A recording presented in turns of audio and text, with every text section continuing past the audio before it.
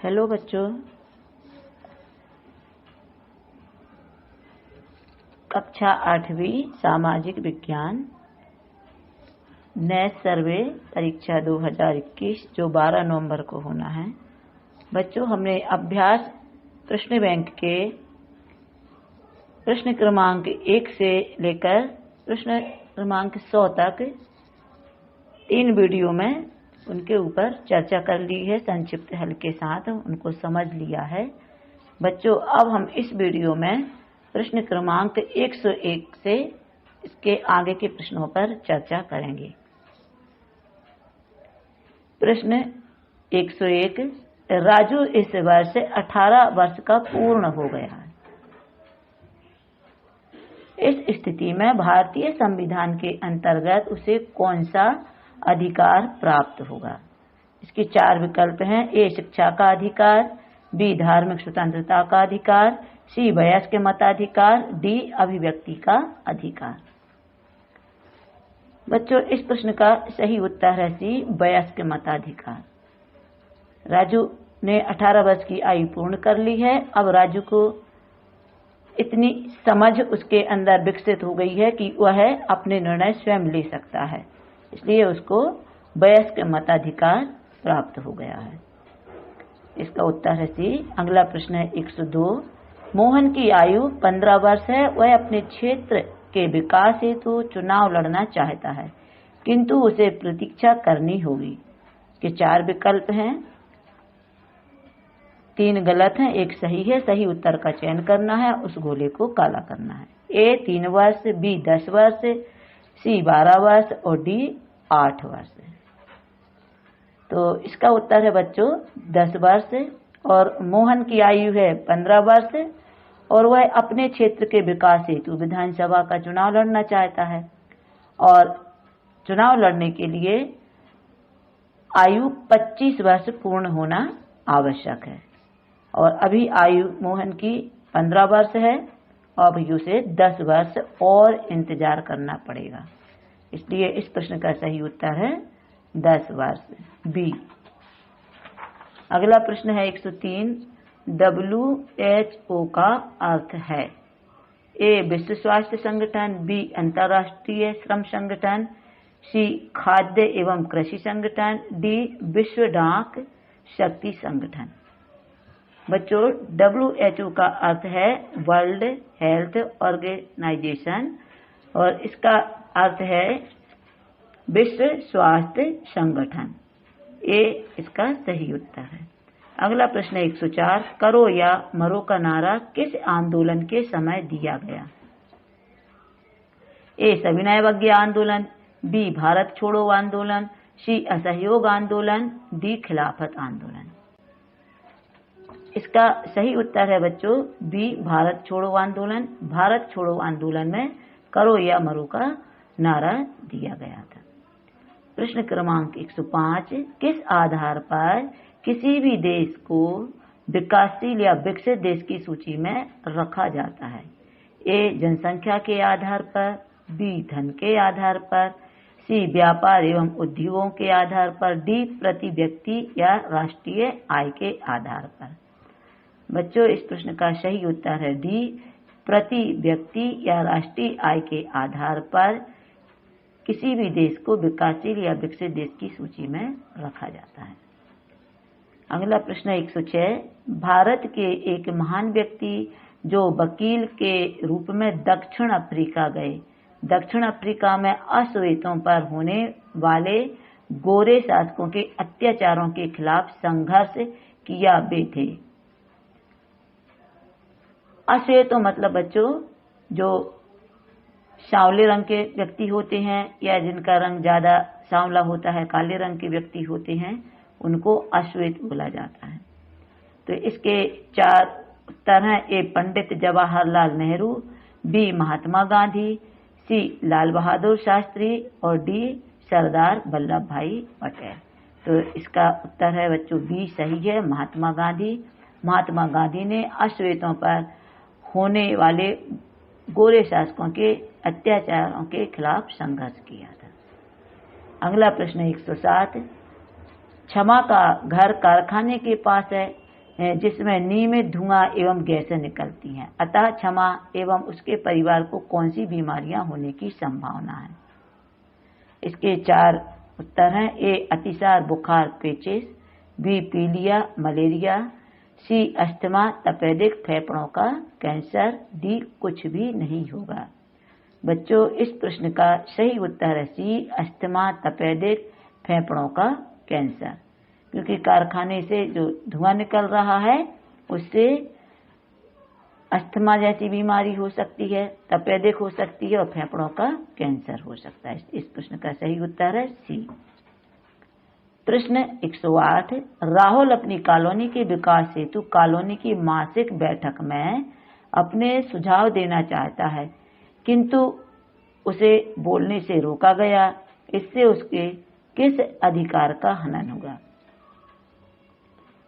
4 उत्तर हैं। ए शिक्षा का अधिकार, बी अभिव्यक्ति की स्वतंत्रता का अधिकार, सी वयस्क मताधिकार, डी धार्मिक स्वतंत्रता का अधिकार। बच्चों, इस प्रश्न का सही उत्तर है बी अभिव्यक्ति की स्वतंत्रता का अधिकार। बच्चों, संविधान से व्यक्ति को 6 मौलिक अधिकार प्राप्त हैं, जिनमें एक अधिकार है विचार अभिव्यक्ति की स्वतंत्रता का अधिकार। व्यक्ति को अपने विचार रखने और बोलने की स्वतंत्रता है, इसलिए इस प्रश्न का सही उत्तर है बी अभिव्यक्ति की स्वतंत्रता का अधिकार। प्रश्न 109, मान लो आपके पिता ने 2 माह पूर्व पीने के पानी का कनेक्शन लेने के लिए आवेदन दिया था, परंतु अभी तक उस पर कोई कार्यवाही नहीं हुई। निम्न में से कौन सा अधिकार आपको यह जानने में मदद करेगा कि संबंधित विभाग ने आपके आवेदन पर क्या कदम उठाए हैं? ए समानता का अधिकार, बी सूचना का अधिकार, सी संवैधानिक उपचारों का अधिकार, डी शिक्षा का अधिकार। बच्चों, इस प्रश्न का सही उत्तर है बी सूचना का अधिकार। यदि आप किसी कार्यालय में जाते हैं और यदि आपका कार्य समय से नहीं होता है तो आप सूचना के अधिकार के तहत अपनी जानकारी प्राप्त कर सकते हैं, इसलिए इसका सही उत्तर है सूचना का अधिकार। प्रश्न 110, एनसीसी का गठन विद्यालयों में किया जाता है। ये विद्यार्थियों में अनुशासन और सैन्य अभिरुचि जागृत करने हेतु, बी परस्पर सहायता हेतु, सी स्वच्छता संबंधी जानकारी प्रदान करने हेतु और डी विद्यार्थियों की शिक्षा हेतु। इस प्रश्न का सही उत्तर है ए विद्यार्थियों में अनुशासन व सैन्य अभिरुचि जागृत करने हेतु विद्यालयों में एनसीसी का गठन किया जाता है। प्रश्न 111, एक देश को अन्य देशों से अपने व्यवहारों को संचालित करने हेतु आवश्यकता होती है। ए धन की, बी जनसंख्या की, सी विदेश नीति की, डी इंटरनेट की। बच्चों, इस प्रश्न का सही उत्तर है विदेश नीति की, क्योंकि एक देश को अन्य दूसरे देशों से अपने व्यवहारों को संचालित करना है और संचालित करने के लिए आवश्यकता होगी विदेश नीति की, इसलिए इसका सही उत्तर है सी विदेश नीति। प्रश्न 112, क्षेत्रफल की दृष्टि से विश्व का सबसे बड़ा एवं सबसे छोटा महाद्वीप है। A Africa Australia, B Asia Australia, C Asia Europe, D Australia Europe. बच्चों, इस प्रश्न का सही उत्तर है बी एशिया ऑस्ट्रेलिया। एशिया बड़ा महाद्वीप है और ऑस्ट्रेलिया सबसे छोटा महाद्वीप है क्षेत्रफल की दृष्टि से। प्रश्न 113, पृथ्वी का वह भाग जहां पर अत्यधिक बर्फ गिरती है वहां लोग इसका उपयोग अपने रहने के लिए करते हैं, इसे कहते हैं। ए घर, बी झोपड़ी, सी सराय, डी इग्लू। तो बच्चों, इस चित्र को ध्यान से देखिए, इसको इग्लू बोलते हैं, इसलिए इस प्रश्न का सही उत्तर है डी इग्लू। प्रश्न 114, हम सभी चाहते हैं कि हमारे देश में रहने वाले निवासियों के बीच जाति, पंथ, क्षेत्र और भाषा के भेदभाव किए बिना उसमें परस्पर समान अनुभूतियों और सुख दुख की एकता की भावना हो, इसका संबंध है। ए भावात्मक एकीकरण से, बी राष्ट्रीय एकीकरण से, सी एकता की भावना से, डी विचारों की समानता से। बच्चों, इस प्रश्न का सही उत्तर है राष्ट्रीय एकीकरण से। एक प्रश्न 115, INS हिमगिरी देवगिरी हमारी किस सेना के युद्धपूत हैं? ए भारतीय थल सेना के, बी भारतीय नौसेना के, सी भारतीय वायुसेना के, डी तीनों सेनाओं के। बच्चों, इस प्रश्न का सही उत्तर है भारतीय नौसेना के। अगला प्रश्न है 116, उस प्रक्रिया को पहचानिए जिसमें देश एक दूसरे पर परस्पर निर्भर हो जाते हैं, परस्पर यानी आपस में, और लोगों के बीच दूरियां घट जाती हैं। एक देश अपने विकास के लिए अन्य देशों पर निर्भर रहने लगता है। इसके 4 उत्तर हैं, ए वैश्वीकरण, बी व्यापार, सी सहयोग, डी निजीकरण। बच्चों, इस प्रश्न का सही उत्तर है ए वैश्वीकरण। प्रश्न 117, मध्य प्रदेश के उस क्रांतिकारी का नाम बताइए जिसने काकोरी कांड में महत्वपूर्ण भूमिका एवं इलाहाबाद के अल्फ्रेड पार्क में पुलिस द्वारा घेरे जाने के कारण अपनी अंतिम गोली से स्वयं शहीद हो गए। इसके 4 उत्तर हैं, ए दलपत राव, बी देवनारायण तिवारी, सी ठाकुर यशवंत सिंह, डी चंद्रशेखर आजाद। बच्चों, इस प्रश्न का सही उत्तर है डी चंद्रशेखर आजाद, जो मध्य प्रदेश के क्रांतिकारी थे। अगला प्रश्न है 118, किसी भी देश की विदेश नीति की आधारशिला उसके राष्ट्रीय हित की सुरक्षा होती है और भारत की विदेश नीति का ध्येय यही है। यह कथन किस महापुरुष द्वारा संविधान सभा में कहा गया था? ए सरदार वल्लभ भाई पटेल, बी लाल बहादुर शास्त्री, सी महात्मा गांधी, डी पंडित जवाहरलाल नेहरू। तो बच्चों, इस प्रश्न का सही उत्तर है डी पंडित जवाहरलाल नेहरू। फिर प्रश्न 119, संयुक्त राष्ट्र का वह प्रमुख अंग जो विश्व संसद की तरह कार्य करता है। ए सुरक्षा परिषद, बी न्याय परिषद, सी महासभा और डी सचिवालय। बच्चों, इस प्रश्न का सही उत्तर है सी महासभा। यह संयुक्त राष्ट्र का प्रमुख अंग है जो विश्व संसद की तरह कार्य करता है। प्रश्न 120, प्रत्येक व्यक्ति को स्वतंत्रता के साथ साथ समान अधिकारों की प्राप्ति हो, समाज के सभी वर्गों को विकास के समान अवसर बिना भेदभाव के उपलब्ध हों, यह निम्न से किससे संबंधित है? ए सामाजिक समानता से, बी राजनीतिक समानता से, सी लोकतंत्र से, डी आर्थिक समानता से। बच्चों, इस प्रश्न का सही उत्तर है सी लोकतंत्र से। प्रश्न 121, शस्त्र की दौड़ समाप्त कर विश्व शांति स्थापित करना का अर्थ है। ए उदारीकरण, बी निजीकरण, सी निःशस्त्रीकरण और डी शस्त्रीकरण। बच्चों, इस प्रश्न का सही उत्तर है सी निःशस्त्रीकरण।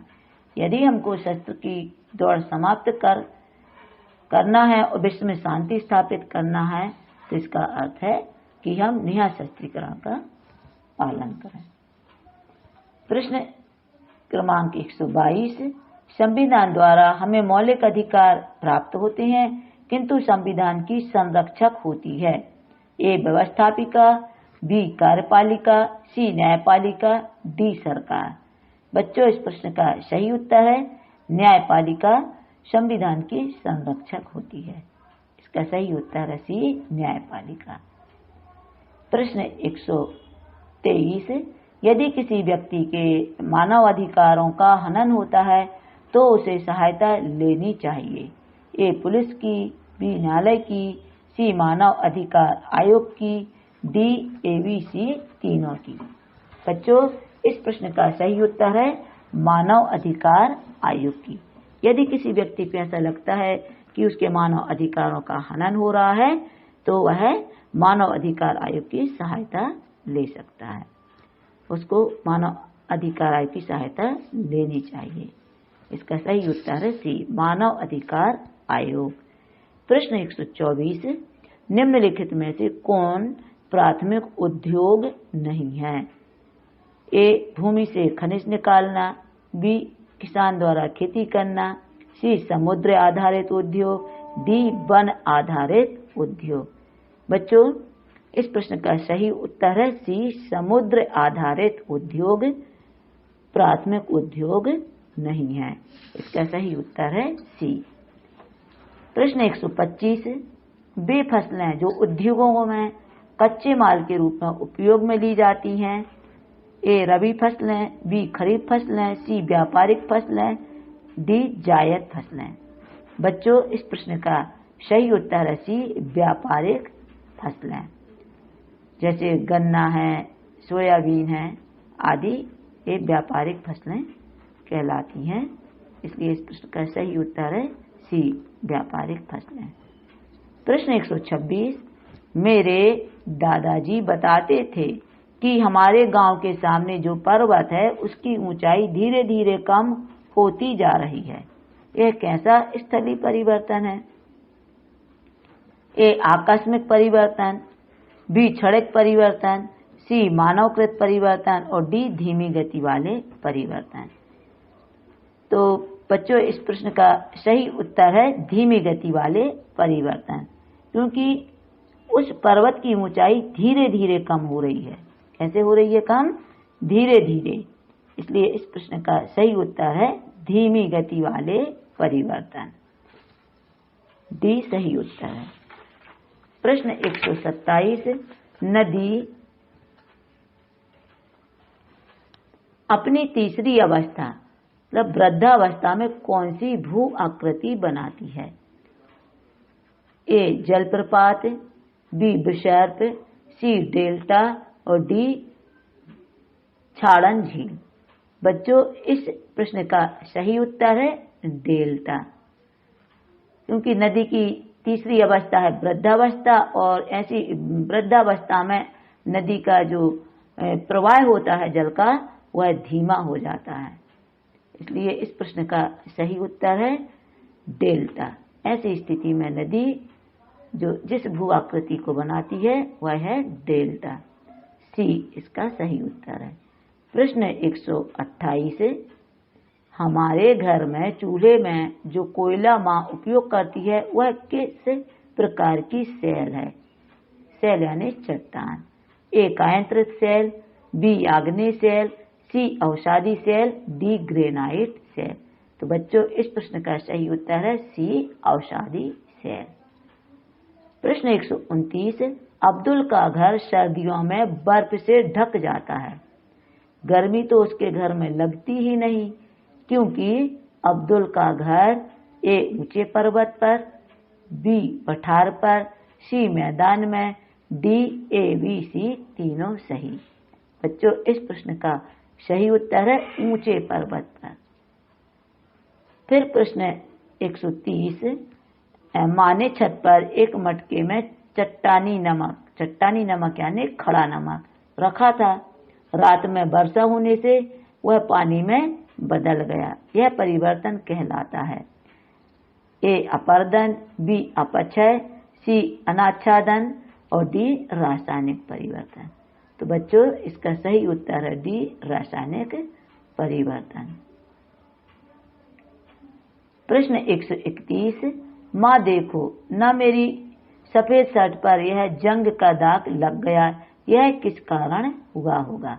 एक बच्चा अपनी माँ से अपनी शर्ट पर लगे हुए जंग के दाग के बारे में अपनी माँ से पूछ रहा है कि यह किस कारण से हुआ होगा। ए, गर्मी की ऋतु के कारण, बी, सर्दी की ऋतु के कारण, सी, नमी और वर्षा के कारण, डी, ऋतु परिवर्तन के कारण। तो इसका सही उत्तर है बच्चों सी, नमी और वर्षा के कारण। अधिकतर जंग के दाग कपड़ों पर नमी या वर्षा के कारण लगते हैं। प्रश्न 132, नदी अपनी तली की मुलायम चट्टानों का अपरदन अधिक मात्रा में करती है तो कौन सी भू आकृति बनाती है? ए, यू आकार की घाटी, बी डेल्टा, सी भी आकार की घाटी और डी महाखंड केनिया। तो बच्चों, नदी अपनी तली में जो मुलायम चट्टानें होती हैं, तो अपरदन एक प्रक्रिया है। अपरदन एक प्रक्रिया है कि इस प्रक्रिया में वे पदार्थ जो नदी की तली में, तली यानी नीचे पानी के अंदर का जो भाग होता है उसको तली कहते हैं, तली में चट्टानों को रगड़कर, घिसकर जो नीचे का भाग है वह गहरा करती जाती है और जो ऊपरी भाग है वह चौड़ा होता जाता है। तो अपरदन एक प्रकार की है प्रक्रिया है, इससे नदी भी आकार की घाटी का निर्माण करती है। इसका सही उत्तर है भी आकार की घाटी। प्रश्न 133, उमेश ने देखा जब नदी बहुत ऊंचाई से नीचे गिरती है। कहाँ से बच्चों? बहुत ऊंचाई से नीचे गिरती है। तो अपरदन द्वारा नदी कौन सी भू आकृति बना रही थी? ए गोखुर झील, बी डेल्टा, सी जलोढ़ पंख, डी जलप्रपात। बच्चों, जब नदी बहुत ऊंचाई से किसी ऊंची चट्टान से नीचे गिरती है तो ऐसे में वह जलप्रपात की भू आकृति बनाती है। इसलिए इस प्रश्न का सही उत्तर है डी जलप्रपात। जैसे अपने जबलपुर के पास भेड़ा घाट है, भेड़ा घाट में नर्मदा नदी जो है वह ऊंचाई से नीचे गिरती है, इसलिए वह कौन सा जलप्रपात बनाती है? धुआंधार। उसको धूमधार जलप्रपात भी कहते हैं। तो इसका सही उत्तर है डी जलप्रपात। प्रश्न 134, भारत की कौन सी दो नदियां जो एस्चुरी ज्वार नद मुख बनाती हैं? ए गंगा यमुना नदी, बी झेलम ब्यास नदी, सी नर्मदा ताप्ती नदी, डी गोदावरी नदी। तो बच्चों, ज्वार नद मुख क्या है इसको समझ लें। बच्चों, कुछ नदियां जो होती हैं तो वह अपने मुहाने पर डेल्टा बनाती हैं, कुछ ऐसी नदियां होती हैं जिनका मुहाना समुद्र की ओर होता है। मुहाना यानी जिस तरफ से वह समुद्र में जाकर के मिलती हैं वह मुहाना कहलाता है। तो उनका जो मुहाना होता है वह क्रमशः चौड़ा होता जाता है, धीरे धीरे चौड़ा होता जाता है। ऐसे मुहाने पर ज्वार भाटा और समुद्री धाराएं, यहाँ के जो सारे अवसाद रहते हैं जो वह गहरे समुद्र में बहाकर ले जाती हैं। और अधिकांश मुहाने का जो भूभाग होता है वह नीचा होता है। ऐसी स्थलाकृति को ज्वारोन्मुख कहा जाता है। तो ऐसी जो भारत देश की नदियां हैं वे हैं नर्मदा नदी और ताप्ती नदी अपने मुहाने पर ज्वार नद मुख बनाती हैं। इसका उत्तर है सही सी नर्मदा और ताप्ती नदी। अगला प्रश्न है बच्चों 135, हम उत्तरी अमेरिका के अलास्का राज्य के येलोस्टोन नेशनल पार्क में घूम रहे थे। पार्क में जमीन के अंदर से प्राकृतिक रूप से गर्म जल बहुत तेज गति से फव्वारे की भांति बाहर निकल रहा था, जिसे कहते हैं ए पाताल तोड़ कुआं, बी भूमिगत जल, सी गीजर और डी जल स्रोत। बच्चों, इस प्रश्न का सही उत्तर है गीजर, क्योंकि प्राकृतिक रूप से जो गर्म जल है वह बहुत तेज गति से फव्वारे की भांति बाहर निकल रहा है और ऐसी फव्वारे को गीजर कहते हैं। क्या कहते हैं बच्चों? गीजर। इसका सही उत्तर है सी गीजर। प्रश्न 136, मैं भारत के मेघालय राज्य में रहता हूँ। यहाँ सड़क और रेल मार्गों का विकास अन्य राज्यों की तरह नहीं हो पा रहा, क्योंकि ये अत्यंत घोलरंध है, बी पहाड़ी भूमि है, सी अत्यधिक वर्षा क्षेत्र है, डी सदाबहार वनस्पति क्षेत्र है। तो बच्चों, इस प्रश्न का सही उत्तर है अत्यधिक घोलरंध है। ये इसका सही उत्तर है। प्रश्न 137, मेरे पिता हमेशा सफेद व ढीले कपड़े पहनते हैं। सिर पर भी सफेद रूमाल काफिया बांधते हैं ताकि कान हमेशा ढके रहें। माँ भी पूरे शरीर को ढकी हुई पोशाक पहनती है क्योंकि हम जहाँ रहते हैं वहाँ सबसे क्रियाशील रहती है। ए नदी का प्रवाह, बी समुद्र की लहरें, सी शुष्क पवनें और डी हिमानी। बच्चों, इस प्रश्न का सही उत्तर है सी शुष्क पवनें। प्रश्न 138, उत्तरी अमेरिका के पूर्वी क्षेत्र में कौन सा महासागर है? ए प्रशांत महासागर, बी अटलांटिक महासागर, सी हिंद महासागर, डी भूमध्य सागर। तो बच्चों, इस प्रश्न का सही उत्तर है बी अटलांटिक महासागर उत्तर अमेरिका के पूर्वी क्षेत्र में है। फिर प्रश्न 139, जहां संसार का सबसे अधिक घना कोहरा छाया रहता है, लेब्राडोर की ठंडी एवं गल्फ स्ट्रीम की गर्म जलधारा मिलती है, वह क्षेत्र है ए हडसन की खाड़ी, बी न्यूफाउंडलैंड, सी फ्लोरिडा, डी कैरेबियन सागर। तो बच्चों, इस मानचित्र को ध्यान से देखिए। यह उत्तर अमेरिका का मानचित्र, इसको ध्यान से देखिए। इसमें जहां पर ये तीर के निशान ऊपर से नीचे आ रहे हैं और नीचे से ऊपर की ओर जा रहे हैं, जहां पर ये दोनों तीर के निशान आपस में मिल रहे हैं, यह क्षेत्र है न्यूफाउंडलैंड। यहाँ पर घना कोहरा छाया रहता है गर्म और ठंडी जलधाराओं के मिलने के कारण। इसलिए इस प्रश्न का सही उत्तर है न्यूफाउंडलैंड। बी इस प्रश्न का सही उत्तर है न्यूफाउंडलैंड। प्रश्न 140, उत्तर अमेरिका के मानचित्र में कौन सा रेल मार्ग दिखाया गया है? ए कैनेडियन पैसिफिक रेल मार्ग, बी सेंट्रल पैसिफिक रेल मार्ग, सी दक्षिण पैसिफिक रेल मार्ग और डी यूनियन पैसिफिक रेल मार्ग। तो बच्चों, इस मानचित्र को ध्यान से देखिए। इस मानचित्र में जो रेलवे लाइन बनी है, ये देखो लाइन जो बीच में बनी है यह स्पष्ट दिख रही है। तो यह जो रेल मार्ग है यह है कैनेडियन पैसिफिक रेल मार्ग। इसलिए इस प्रश्न का सही उत्तर है ए कैनेडियन पैसिफिक रेल मार्ग। प्रश्न क्रमांक 141, दक्षिणी अमेरिका महाद्वीप के मानचित्र में दर्शाई गई नदी कौन सी है? ए ला प्लाटा नदी, बी पराना नदी, सी पराग्वे नदी, डी अमेजन नदी। तो बच्चों, इस दक्षिण अमेरिका के मानचित्र को ध्यान से देखिए और ऊपर जो नदी दर्शाई गई है यह है अमेजन नदी। तो इस प्रश्न का सही उत्तर है डी अमेजन नदी। प्रश्न 142, दक्षिणी अमेरिका के पैटागोनिया के पठार में वर्षा बहुत ही कम होती है, इसलिए इसे कहते हैं ए मैदानी क्षेत्र, बी पठारी क्षेत्र, सी पहाड़ी क्षेत्र और डी शुष्क मरुस्थल।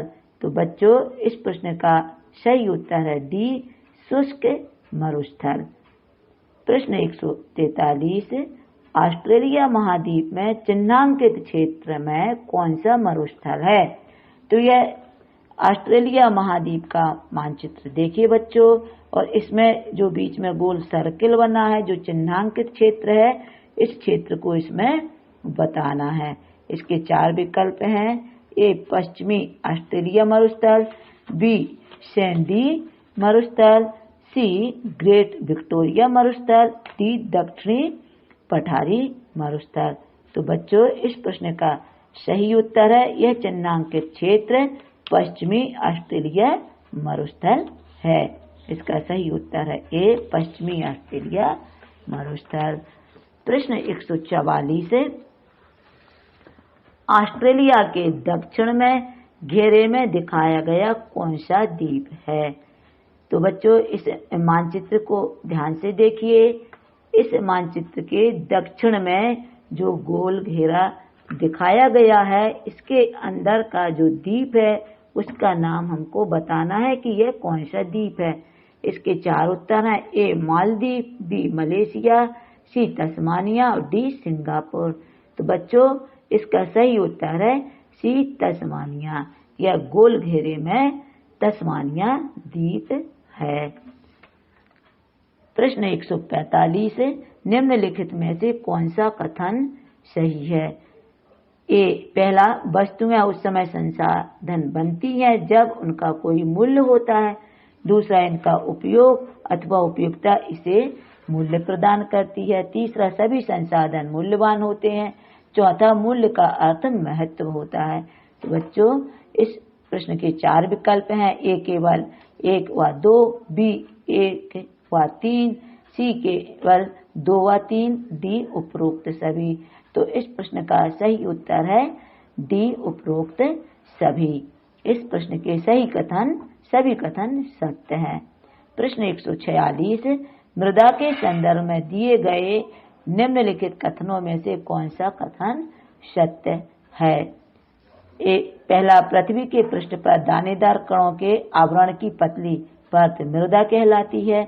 दूसरा, स्थिर रूप मृदा के प्रकार को निर्धारित करते हैं। तीसरा, मृदा का निर्माण चट्टानों से प्राप्त खनिजों और जैव पदार्थों तथा भूमि पर पाए जाने वाले खनिजों से होता है। इसके 4 विकल्प हैं, ए केवल 1 व 2, बी केवल 1 व 3, सी केवल 2 व 3, डी उपरोक्त सभी। तो बच्चों इस प्रश्न के सभी कथन सत्य हैं, इसलिए इसका उत्तर है डी उपरोक्त सभी। और मृदा यानी इस प्रश्न में मिट्टी के संदर्भ में पूछा गया है। प्रश्न 147, निम्नलिखित में से कौन सी विधि तीव्र ढालों पर मृदा अपरदन रोकने के लिए सबसे उपयुक्त है? ए रक्षक मेखला, बी मल्चिंग, सी वेदिका फार्म, डी समोच्च रेखी जुताई। तो बच्चों इस प्रश्न का सही उत्तर है डी समोच्च रेखीय जुताई। समुच्च रेखीय होती हैं जो धरातल की बनावट हो या ढाल संबंधी, जिनसे छोटी मोटी बातों को भी पूरी शुद्धता से मानचित्र पर प्रदर्शित किया जाता है। मानचित्र पर प्रदर्शित करने वाले माध्यम या विधि को ही हम समुच्च रेखाएं कहते हैं। इसका सही उत्तर है डी समुच्च रेखाई जुताई। प्रश्न 148, खनिजों के संरक्षण के संदर्भ में दिए गए निम्नलिखित कथनों में से कौन सा या से कथन सत्य हैं? पहला, खनिज अन्य बीनकरणीय संसाधन है। दूसरा, खनिजों के निर्माण और संचयन में कुछ ही वर्ष लगते हैं। तीसरा, खनन प्रक्रिया पर्यावरण के लिए हानिकारक है। इसके 4 विकल्प हैं, ए केवल 1 व 2, दूसरा बी केवल 1 व 3, सी केवल 2 व 3, डी केवल 1, 2 व 3। इस प्रश्न का सही उत्तर है बच्चों बी केवल 1 व 3। पहला और तीसरा इसका कथन सत्य है, इसलिए इस प्रश्न का सही उत्तर है बी। अब प्रश्न 149, विश्व का पहला ज्वारीय ऊर्जा संयंत्र कहाँ स्थित है? तो बच्चों ज्वारीय ऊर्जा संयंत्र कहाँ स्थित है? तो ज्वारी का मतलब होता है जो समुद्र में ज्वार भाटा आता है, उससे संबंधित संयंत्र को कहाँ स्थित किया गया है। तो यह इसके 4 विकल्प हैं, A France, B England, C America, D Japan. तो इस प्रश्न का बच्चों सही उत्तर है फ्रांस में ज्वारी ऊर्जा संयंत्र स्थित है। इसका सही उत्तर है ए। प्रश्न 150, खनिज के संदर्भ में निम्नलिखित कथनों में से कौन सा कथन सत्य है? ए, पृथ्वी पर चट्टानों में कई पदार्थ मिले होते हैं जो खनिज कहलाते हैं। बी, एक खनिज पृथ्वी की परपटी पर सभी जगह फैले हैं। सी, खनिज सभी स्थानों पर समान रूप से पाए जाते हैं। डी, संरचना के आधार पर खनिजों को धात्विक एवं अधात्विक खनिजों में वर्गीकृत किया गया है। तो बच्चों, इस प्रश्न का सही उत्तर है डी, संरचना के आधार पर खनिजों को 2 वर्गों में वर्गीकृत किया गया है, एक पहला धात्विक और दूसरा अधात्विक। तो बच्चों, इस वीडियो में हमने अभ्यास प्रश्न बैंक के प्रश्न क्रमांक 101 से 150 तक के प्रश्नों पर संक्षिप्त हल के साथ चर्चा की, समझा। अब बच्चों, इस वीडियो में सामाजिक विज्ञान विषय की जो अभ्यास प्रश्न बैंक है वह यहाँ पर पूर्ण होती है। हमारे सभी वीडियोज देखने के लिए हमारे चैनल को सब्सक्राइब करें, ज़्यादा से ज़्यादा लाइक करें, शेयर करें और बेल आइकन का बटन दबाना ना भूलें। धन्यवाद।